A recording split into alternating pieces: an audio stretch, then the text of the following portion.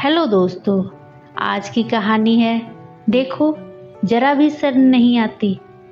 मालती जी शहर में रहती थी। उनको एक बेटी और एक बेटा था। बेटे का नाम मनीष और बेटी का नाम रीना था। उम्र होने पर पहले बेटी की और बाद में बेटे की शादी करवाई। बहू का नाम सुधा था। शादी के 2-3 सालों में ही सुधा का वजन काफ़ी बढ़ गया था और वह पहले से दुगनी मोटी दिखने लगी थी। इस मोटापे की वजह से सुधा को कई लोगों के ताने सुनने पड़ते थे। पड़ोसी भी उसे मोटी भैंस कहने में हिचकिचाते नहीं थे।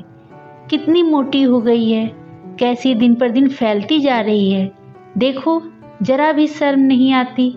पति बेचारा सूखा जा रहा है, यह देखो खा खा कर कैसी मोटी हो रही है। कुछ इस तरह की बातें अक्सर सुधा के कानों में पड़ जाती थी।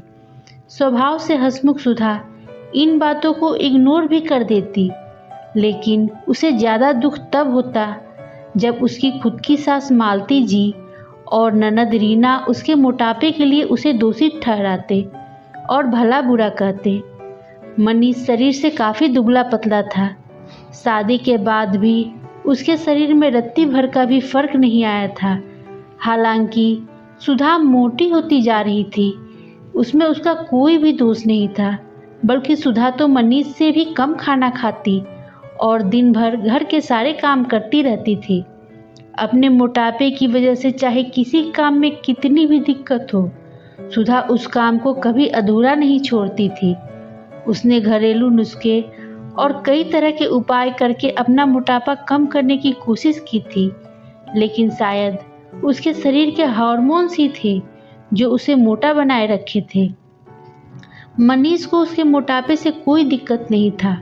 वह तो बेचारा अपने बिजनेस को संभालने में व्यस्त रहता था, लेकिन उसकी माँ और बहन हमेशा मोटापे पर सुधा को कुछ न कुछ सुनाते रहते थे और सुधा काफ़ी रोया करती थी। सुधा जब भी मौका मिलता अपने पति से इस बारे में बात करती थी और कहती थी कि अपनी माँ और बहन को समझाओ, मैं मोटी हूँ, उसमें मेरा क्या दोष है। पूरी दुनिया मुझे कुछ भी कहे, मुझे फ़र्क नहीं पड़ता, लेकिन जब अपने ही मुझे भला बुरा कहते हैं तो मुझे काफ़ी दुख होता है। ऐसे ही दिन बीते चले गए। एक दिन सुधा की सास मालती जी ताज़ी हवा लेने के लिए जब टेरेस पर गई हुई थी, तब वापस लौटते समय उनका पैर फिसला और सीढ़ियों से वह गिर गई। भाग्य से वह बच गई, लेकिन उनके पैर में बड़ा फ्रैक्चर आया। उनको अब एक जगह से दूसरी जगह जाने में भी काफ़ी दिक्कत होने लगी। बिना किसी के सहारे के वह ऐसा कर ही नहीं पा रही थी। जिस मोटी बहू को वह रोजाना ताने मारती थी, आज वही बहू उनका हर काम कर रही थी और उन्हें एक जगह से दूसरी जगह ले जा रही थी। उनका खुद का वजन भी 75 किलो था, जो उनके बेटे मनीष के लिए भी उठा पाना संभव नहीं था।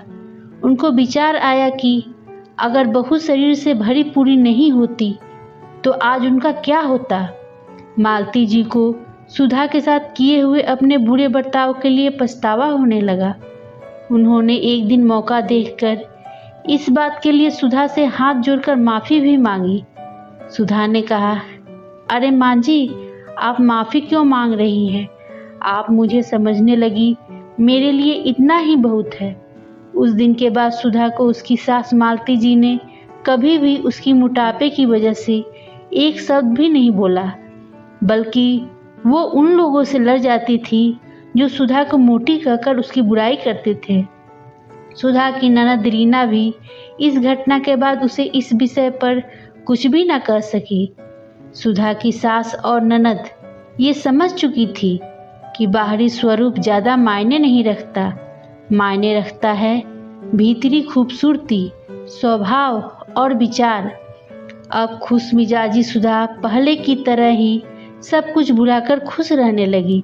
दोस्तों, आपको मेरी ये कहानी कैसी लगी कमेंट कर ज़रूर बताएं और मेरे वीडियो को लाइक और शेयर करें। मेरे चैनल को सब्सक्राइब ज़रूर करें। धन्यवाद दोस्तों।